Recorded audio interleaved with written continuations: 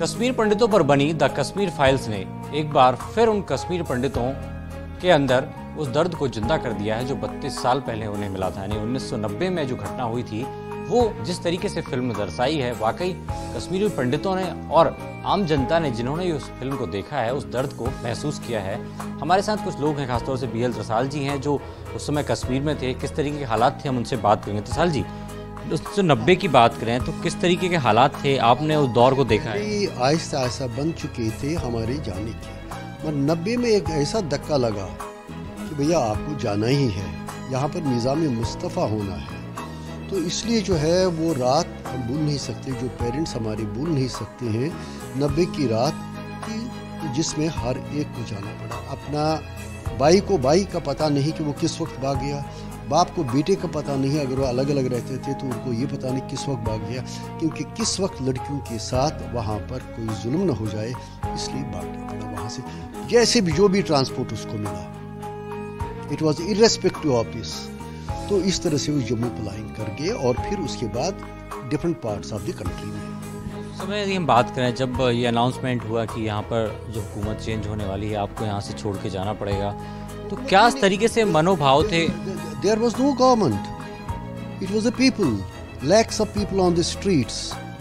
और मस्जिदों से ये हो रहा था कि भैया यहाँ से 2-3 चीज़ें हैं, या हमारे साथ मिल जाओ, या ख़त्म हो जाओ, या कन्वर्ट हो जाओ, और आप अपनी बहू बेटों को यहाँ छोड़ दीजिए और बूढ़े लोग यहाँ से जाओ, जवान और बूढ़े यहाँ से जाओ, सिर्फ लेडीज़ को छोड़कर। इसको कश्मीरी में उन्होंने ट्रांसलेट किया और रात भर ये चलता रहा, दिन भर ये चल। यहाँ पर निज़ाम मुस्तफ़ा है और इवन करेंसी चेंज हुई थी वहाँ।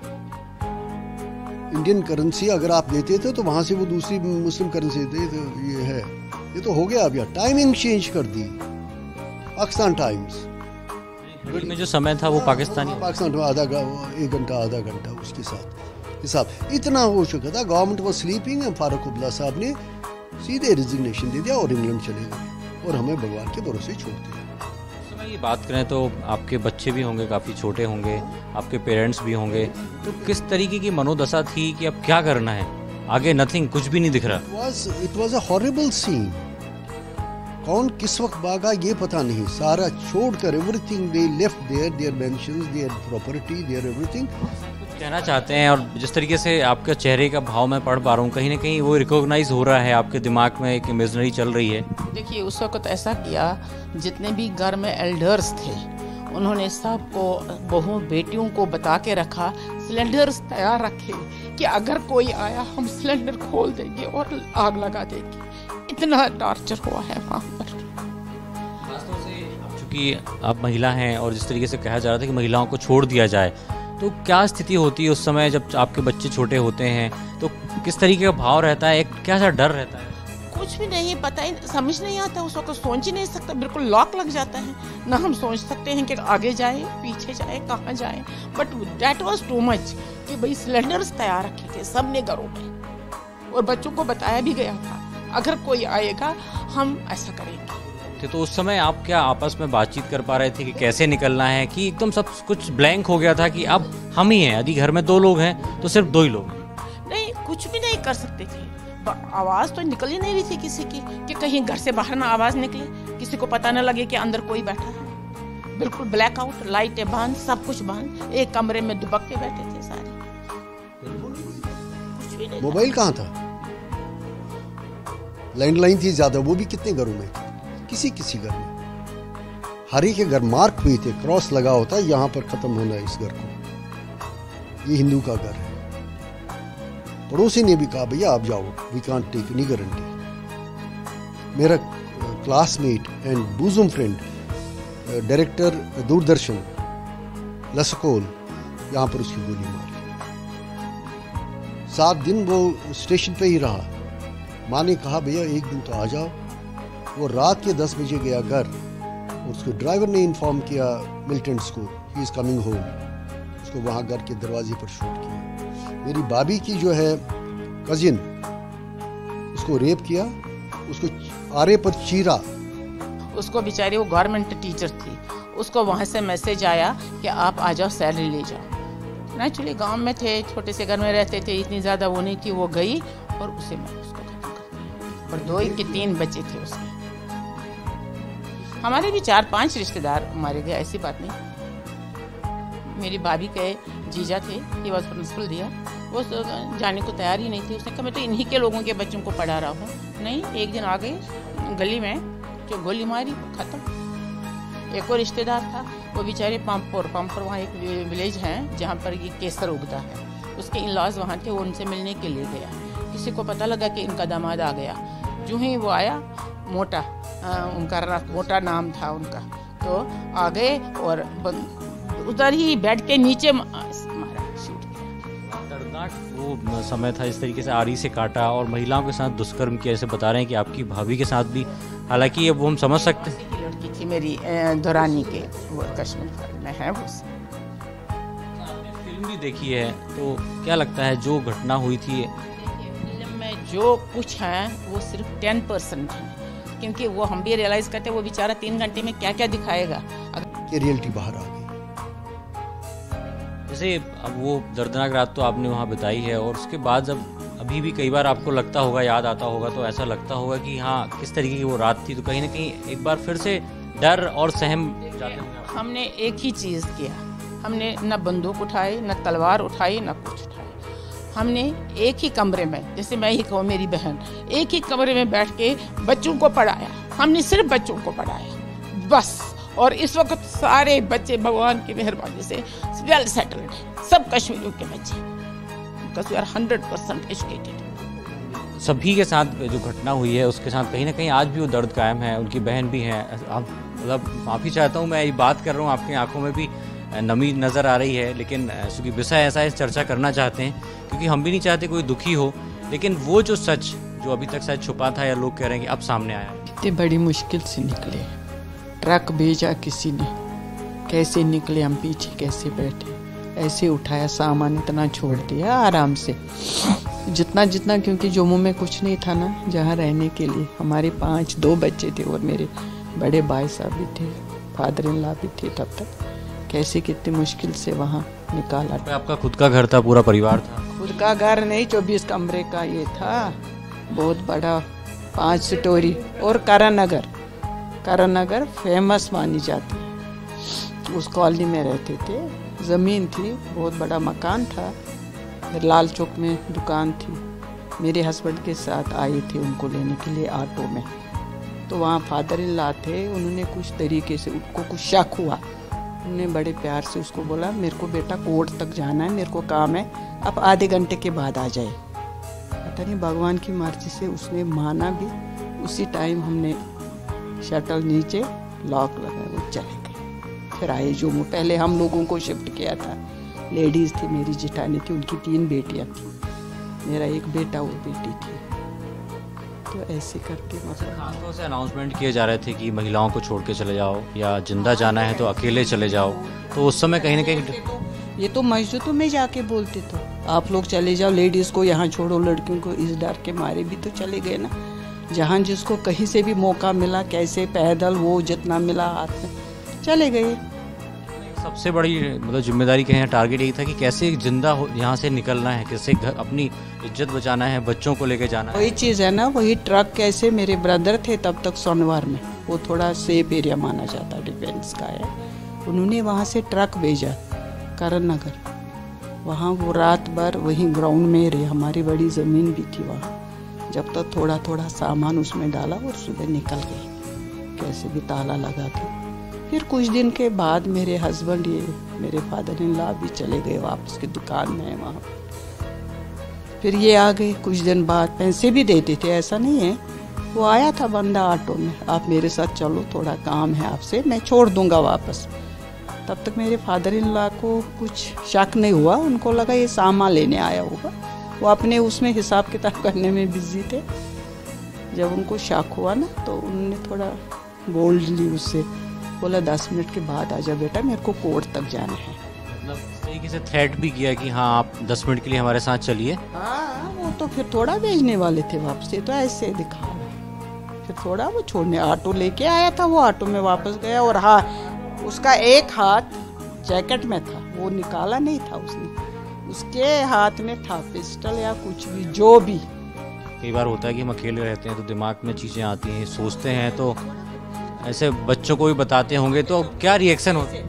नहीं, वो तो इतने सालों से, अब चलो अब तो सेटलमेंट हो गई, इतने साल हो गए, अब हो गए। पहले पहले तो बहुत दिक्कतें आ गई ना, यहाँ आके गैस नहीं था, वो नहीं था, वहाँ से यहाँ आए, इतनी गर्मी में भी आदत नहीं थी, इतनी गर्मी में तो कैसे कैसे फेस किया ये सब।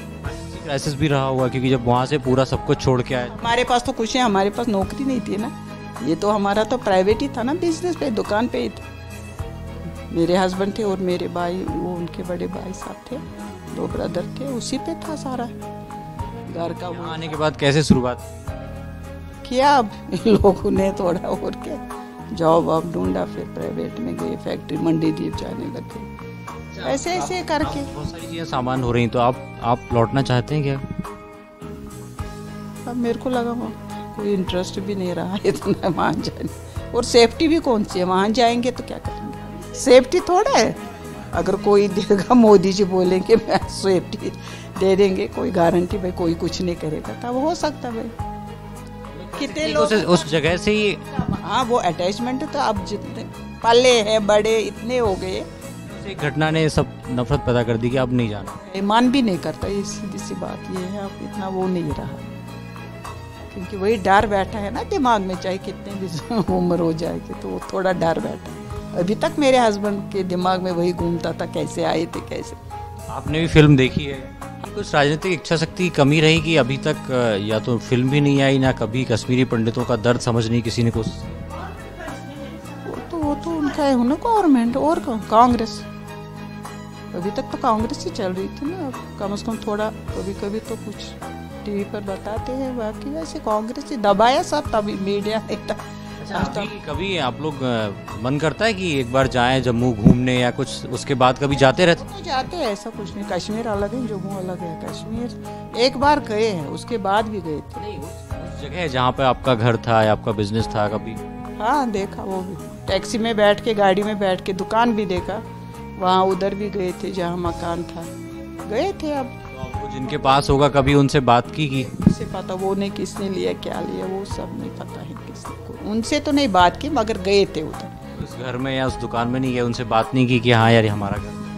नहीं, हम तो नहीं गए, वही ना वो डर बैठा था उनको, वो कभी ऐसे हिम्मत नहीं जुटाते कि हम जाएं फिर दुकान पे या उधर, मगर वो था उनको तो मरते दम तक ये था ना उनको, वो कभी याद आता था ना वो तो। 2009 में मैं वहाँ गया श्रीनगर, मैं अपने घर चला गया और वहाँ पर मेरा पड़ोसी बैठा था, उसने मुझे पहचान लिया। और वो कौन था? जिसने रुबैया सईद की जो अब्डक्शन हुआ था उसमें एक आदमी वो भी था, one of the person, Altaf उसका नाम था। मेरे से मैंने कहा, पूछा अल्ताफ कहाँ है? आया मेरे पास। उस वक्त जब हम चले गए छोटा था, बट उस वक्त वो मिल्टन बन गया था। तो ये वक्त है कि उस समय एक जो बंदा था वो मिल्टन बन गया था, और अब जब 2009 में आप गए तो आपको पहचाना भी और आपसे मिला? आराम से सारे आगे, आप बैठिए, ये घर है, ये है, आइए बैठिए, मैं कहा भैया ये घर। अब आपके खुद के घर में कोई दूसरा आदमी आपका स्वागत है? पड़ोसी, वॉल टू वॉल। कभी सोचा है कि यार अब सब कुछ सामान्य हो रहा है, चीजें सही हो रही, तो अब कभी जाना? सही हो रही, yes we love to go, but कहाँ रहे वहाँ? कौन सा मेरा, बस as a tourist I can go. जिस दिन जेब खाली उस दिन भैया जाओ, ये वेलकम है। ऐसा नहीं सोचा कि हाँ यार चलो अब बहुत सारे सेटल हो गए तो एक बार वापस आया जाए? मैं कहाँ पर सेटल में हो जाऊँ, किससे मैं ज़मीन लूँ? आई कैन परचेज, बट फिर नया बनाना, फिर मुझे शूट करेंगे। अब गवर्नमेंट ने बनाई कुछ colonies, we are under threat there. डर है वो अभी तक है कि हाँ यार जाएंगे तो अनसिक्योरिटी हमेशा रहेगी, इसलिए क्यों जाना? गए, बहुत सारे मर गए, तो आदमी को डर। मैं जा सकता हूँ, चले, I know some people still of my age group, 40 साल का मैं उस वक्त, ठीक है ना, मेरे बच्चे जाएंगे या उनके बच्चे जाएंगे, as a tourist will go, that's all. जिस तरह की घटना हुई थी, जो माहौल उसमें बना था, क्या लगता है उस समय सरकार रोक सकती थी क्या? सकती यदि कुछ? क्यों नहीं? अगर सरकार नहीं रोक सकती तो फिर फिर कौन? देखिए, हमने ये तो पूरे देते हैं गवर्नर साहब को जो उस वक्त थे, जगमोहन सिंह। अगर जगमोहन उस वक्त ना होते तो शायद हमारे जिंदा नहीं होते हम लोग। उसने इतने टैक्टफुली किया हैंडल कि सबको उसने आराम से निकाल दिया। फिर वो अलग बात है कि कहाँ गए, कहाँ बैठे, कैसे गए। कर्फ्यू रिलैक्सेशन उस वक्त दी, कर्फ्यू था ऑल द टाइम, रिलैक्सेशन 2-4 घंटे के लिए in the mornings, early morning, ताकि ये निकल जाए। हमने व्यवस्था हमने खुद की, मगर रिलैक्सेशन उसने देखा अदरवाइज ये दिन में होगा तो इन सबको शूट करेंगे। अभी आप लोग कभी आपस में चर्चा करते हैं क्या उन दिनों की, या सोचते हैं कि क्या करना चाहिए? करते हैं, जब अपना ग्रुप मिलता है, कश्मीरी कम्युनिटी आपस में मिलते हैं, कुछ फंक्शन होते हैं, कुछ त्योहार ऐसे होते जो वहाँ मनाए जाते, तो याद तो करते हैं, मिस तो करते हैं। वो शौक तो है अंदर, वो तो शौक है उसमें, वो तो कभी जाएगा नहीं।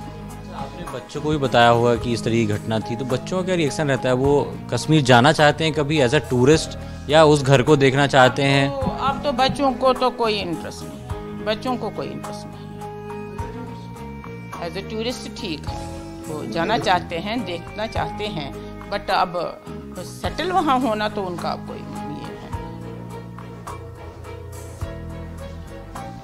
अब एक 32 साल बाद वो जो हकीकत है कह सकते हैं सच की, आपने तो जो दौर को जिया है, पर अब फिल्म के माध्यम से लोगों के सामने चीज़ें आई हैं। यस, ये रेस्ट ऑफ द इंडिया के लिए थी।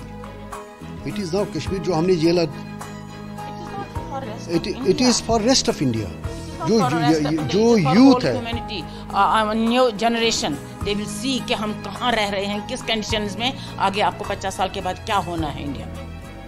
ये उनके लिए लेसन है, बल्कि यंग जनरेशन को एनकरेज करना चाहिए हमें।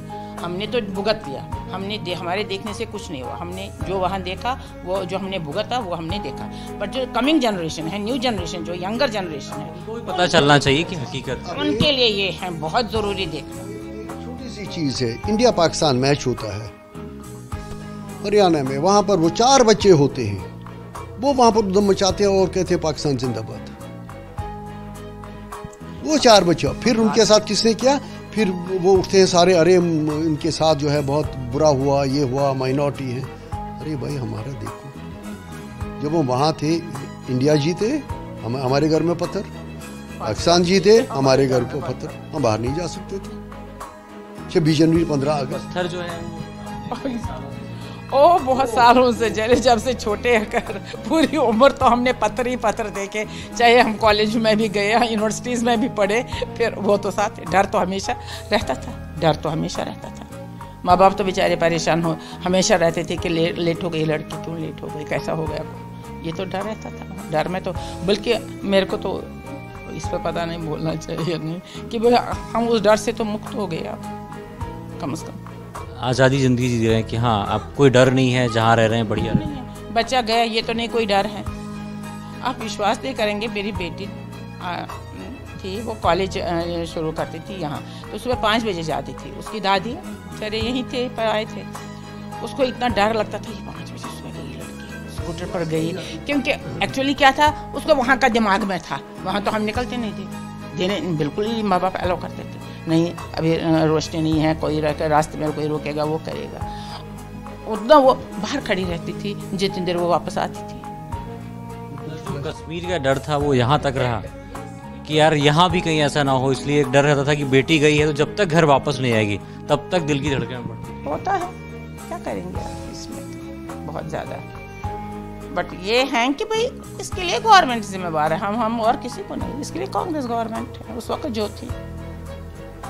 इवन इसने जगमोहन साहब ने अपनी बुक में लिखा है कि उस बुक का क्या नाम है, फ्रोजन, हाँ मैंने वो पढ़ी, उसमें कितनी बार उसने लिखा है कि मैं उसको पूरा रिपोर्ट देता था उसका, देवर पर बहुत है, क्योंकि भाई फारूक अब्दुल्ला और राजीव गांधी फ्रेंड्स थे, उनकी फ्रेंडशिप अब हमारी कम्युनिटी के लिए वो हो गई।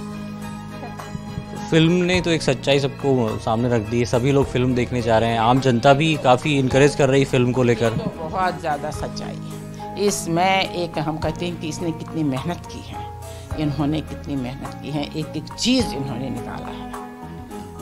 आप को लगता है कि फिल्म और पहले आती तो शायद और लोग पहले जान। यस यस यस, बिल्कुल। देखिए इतनी फिल्में बनी, बम्बरो बम्बरो, वो शिकारा, वो ये क्या है, मिशन कश्मीर, झील दिखा रहे हैं, श्रीनगर दिखा रहे हैं, आर्टिफिशियल गाने, इसमें कोई गाना नहीं, ठीक है ना, इसमें कोई रोमांस नहीं है। हम देख रहे हैं कि बहुत सारे वहाँ पर्सनैलिटीज़ हैं जिनको मारा गया, उनका नहीं है नाम, फिर आपस में ही बात करनी 3 घंटे में ये क्या क्या दिखाएगा। अच्छा, आपके परिवार में या कोई जानने वालों में कोई ऐसी मतलब महिला हो जिसके साथ उन्होंने कुछ गलत किया हो, या किस तरीके से उनके साथ बताए हमारी जिसको काटा, जो हमारी जो भाभी की कजिन सिस्टर, तो उनका अंतिम संस्कार भी शायद आप ना कर पाए हो। उसके टुकड़े कर दिए, नाली में फेंक दिए। वहाँ से निकल के आए तो फिर चूँकि मध्य प्रदेश से भोपाल आए तो फिर से शुरुआत की काम। मध्य प्रदेश में उस वक्त 130 फैमिलीज आई।